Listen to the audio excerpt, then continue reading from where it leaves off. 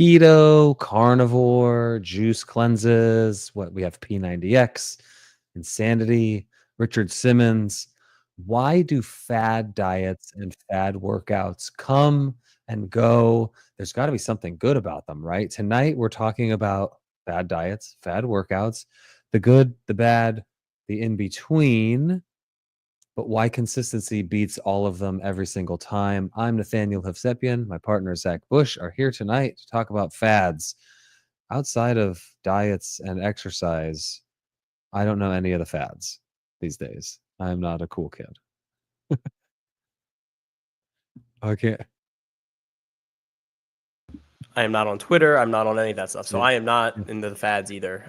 That is like, Yeah. I try to stay off of all of that stuff because I don't know. I'm certainly not a fashion person. That's for sure. Yeah. I probably actually couldn't tell you any of the fad diets or exercises that are going on right now either because of what you just mentioned. So, Yeah. what is a fad diet though, Zach? In your opinion, this is we're not trendsetters by any means, like we're saying, but in your opinion, what's a fad? What's a fad diet? What's a fad workout? What makes them kind of so? Yeah. I think they pop out of nowhere and everybody seems to be doing them. And a lot of times that could be from an influencer, a celebrity, like does this thing and they see results from it where you don't see all the other stuff that they're probably doing, right? Like if we're talking a fad workout like P90X, like a celebrity does P90X, but they're not showing what they eat and they have a chef preparing all that stuff and they're seeing results, but it's from maybe the diet and the doing the fad. But that pops up, it comes really quick.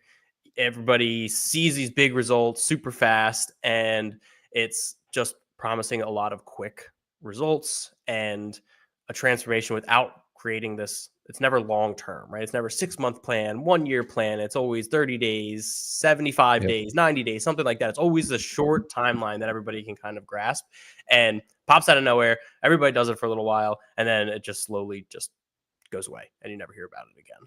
So I think that's the big thing. It seems like, hey, this is a shortcut. You could just do this and get super ripped, and then things just fall off and they go away. And some people stick with it. I don't know how many people stick with does anybody do P90X anymore? I don't know.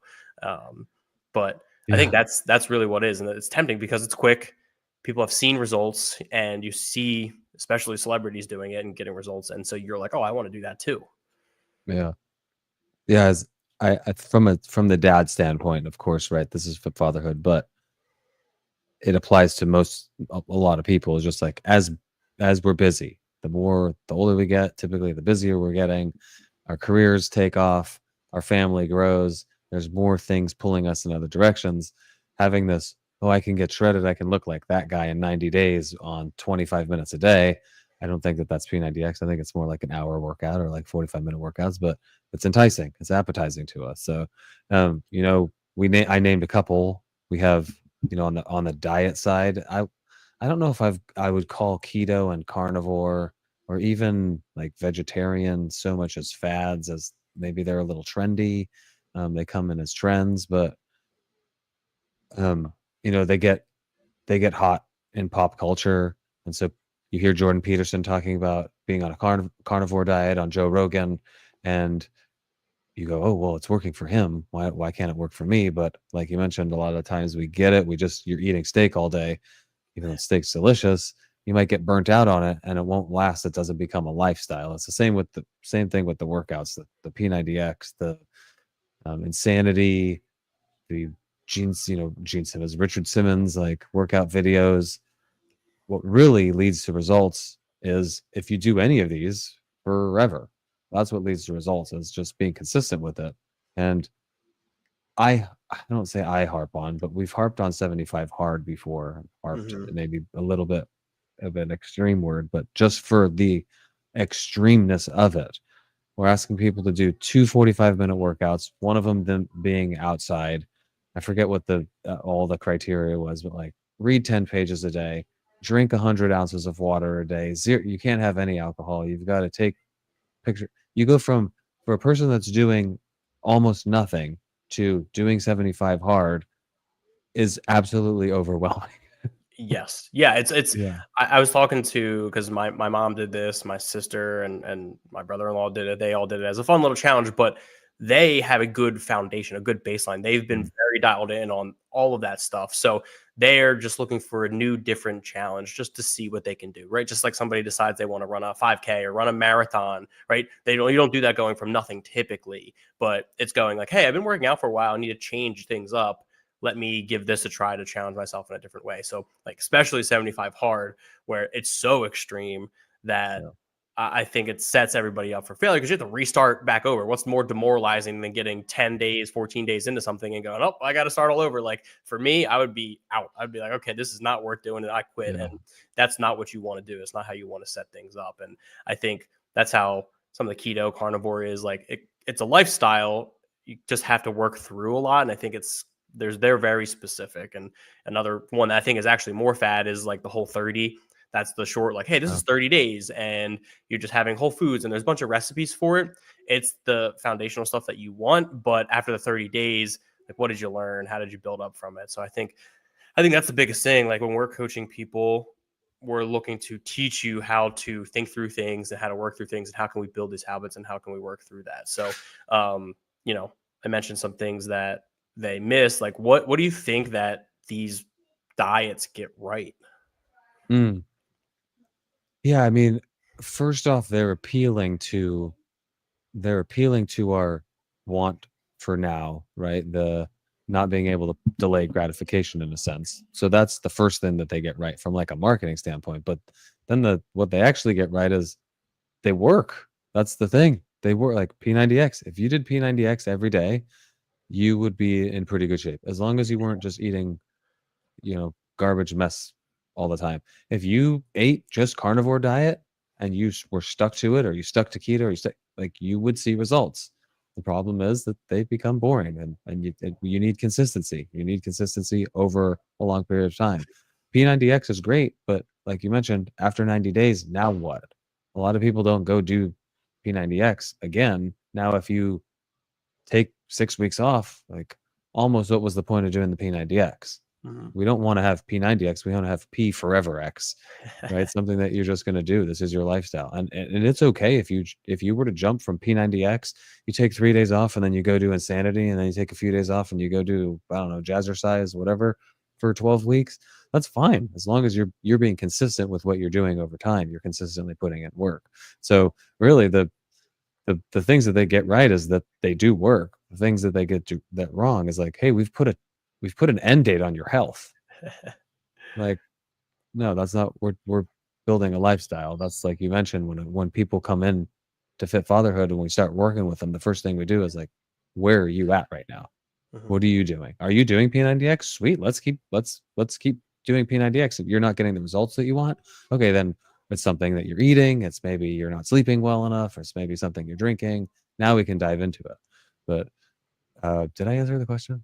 Yeah, you did. And I think too, like, you get into this and it gives you some structure, it gives you some idea on what to do, but then it's over and you just are left to your own devices. And so when people come in and we're talking to them, it's like, oh, like one thing I always like to ask, and we talk to anybody in our group, is what have you done in the past? What has worked well? Like what diets have you done? Have you done any diets? And if so, what did you like about those? So, and usually somebody has done some form of one of these diets, Whole30, paleo, keto. Like, okay, what did you like about it? It's like, oh, it gave me some structure. I was able to kind of consistently do stuff. Like, okay, why did it fell off?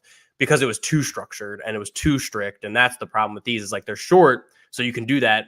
Anybody can kind of put their mind to something for 30, 60 days, but like, are you really setting yourself up for long term? So it's how can we build that structure in that is sustainable? And that's where these diets, these workouts come in. It's super intense, it's super short, it's super structured, and then you're left off and you got to figure it out on your own. Like we want to build up and meet you where you're at. Like you said, if you're already doing P90X, great. Do you want to do it more often? Do we need to work on that at all? If not, cool. Like what else can we work on? There's tons of other areas, nutrition, sleep, stress, all of that. So, and that's where these don't address it. A fad workout doesn't always address your nutrition or address your recovery and sleep. So you're missing out on that holistic approach as opposed to just one area. Nutrition and exercise are super important, and these address that. But again, it's short term.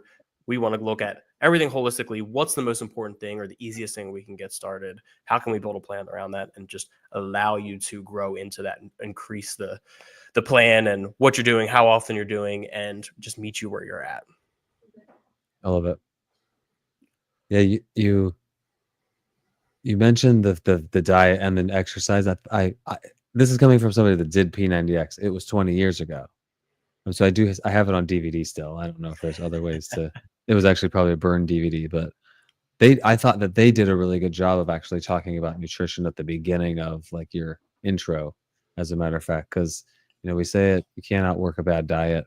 P90X is only going to do so much. Insanity, these are only going to do so much. It's about having all the components together: the nutrition, the movement, and the sleep. At least from the health and wellness side, right? We talk about a lot of other things in Fit Fatherhood, but we're not going to talk about that anymore here. We're not going to beat the dead horse. We're going to talk about our call immediately afterwards. If you're not taking advantage of our Tuesday night calls, you're missing out. If you're not coming to the coffee hours on Friday mornings, you're missing out. We've had a couple great weeks in a row where we got vulnerable for the past couple of weeks as dads, just talking about things that we don't normally have to talk about. We've got a safe space. And we've also opened up dad chats on Saturday mornings as well for people that, it's tough to make a Friday morning. You got work and kids and all those things going on, getting out to school. So we made a Saturday morning call. That one's not set in stone. The more people that come in and express interest in it, we are open to moving it around. But currently that's at 10 a.m. Eastern time. This week we have your webinar, which we're doing. It's going to be what to eat and how much to eat and portion control and figuring out how to make adjustments based on the progress that you're making, whether you're trying to gain weight, lose weight, and doing it in a simple, easy way that doesn't require measuring and tracking and all that stuff. It's a very simple way to make sure we have a nice plate distributed throughout all the meals throughout the day, and then easy to make adjustments. Yeah, love it. Those might not last forever, so get on those while you can. I appreciate you, Zach. I hope everybody got a little bit out of this fad diet. Consistency, people, consistency. Thanks, y'all.